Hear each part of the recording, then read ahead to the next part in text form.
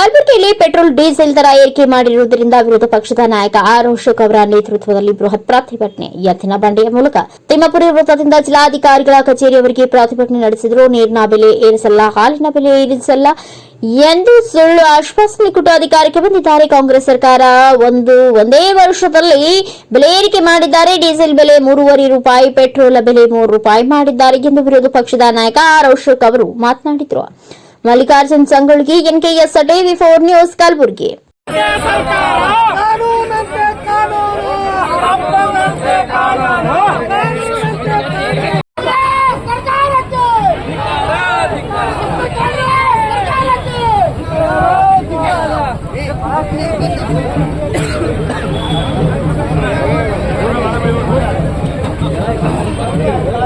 ಲೂಟಿಕೋರ ಸಿದ್ದರಾಮಯ್ಯನವರಿಗೆ